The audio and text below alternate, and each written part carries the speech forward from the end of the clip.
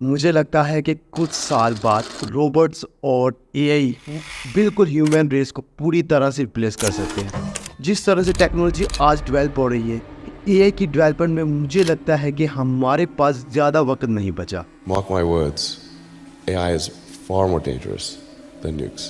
I think the danger of AI is much greater than the danger of nuclear warheads by a lot. And nobody would suggest that we allow anyone to just build nuclear warheads if they want. सब लोगों ने chess खेला है और chess खेलने के लिए rules का पता होना चाहिए, जैसा कि कौन सा पीस कैसे मूव करता है और कैसे चेस जीता जाता है। एक वक्त पर एक रोबोट को डेवलप किया गया था जिसको सारे चेस के रूल सिखाए गए थे और उसे वर्ल्ड क्लास प्लेयर को भी हरा दिया था, वो भी चुटकियों में। लेकिन हाल ही में एक नया एआई रोबोट डेवलप हुआ है जिसने 38 बार उस मशीन को हरा दिया जिसने वो वर्ल्ड चैंपियनशिप प्लेयर को हराया था। उसका नाम अल्फा ज़ीरो था। अल्फा ज़ीरो ने खुद को बेसिक रूल्स को बिल्कुल नहीं सिखाया था। उसने अपने आप को बिल्कुल बेसिक रूल्स नहीं सिखाए थे, कौन सा पीस कैसे मूव करता है।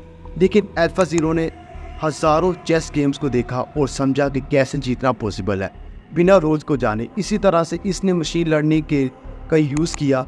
मशीन लर्निंग का मतलब होता है कि जब कोई सॉफ्टवेयर खुद को कुछ सिखाने लगता है, और ये एआई डेवलपमेंट में एक बहुत बड़ा हिस्सा रखता है। अल्फा ज़ीरो ने खुद से समझा कि उसे जीतना है और उसने खुद ही पैटर्न निकाले कि किस तरह से जीता जा सकता है। इसी तरह से इतने सालों पुराने चेस रोबोट को हरा दिया। अल्फा ज़ीरो ने वर्ल्ड क्लास प्लेयर्स को भी हराया। ये दिखाता है कि जो एआई पे डेवलप हो रहा है वो खुद से सीख रहा है और टेक्नोलॉजी से बेहतर हो रहा है। मैं चेस के एग्जांपल से दिखाया कि एआई कितनी तेज़ी से ग्रो कर रहा है। अब एआई और मशीन लर्निंग का इस्तेमाल करके लोग अपने कैरियर्स में आगे बढ़ रहे हैं। अगर आप एआई और मशीन लर्निंग का इस्तेमाल नहीं कर रहे तो आप एक बहुत बड़ी अपॉर्चुनिटी को लूज़ कर रहे हैं। बहुत सी कंपनी एआई को अपने हायरिंग प्रोसेस में इस्तेमाल कर रही हैं और एआई से अपने अपने काम करवा रही हैं। ग्रोथ स्कूल को वर्कशॉप से आप एआई और मशीन लर्निंग का इस्तेमाल सीख सकते हैं।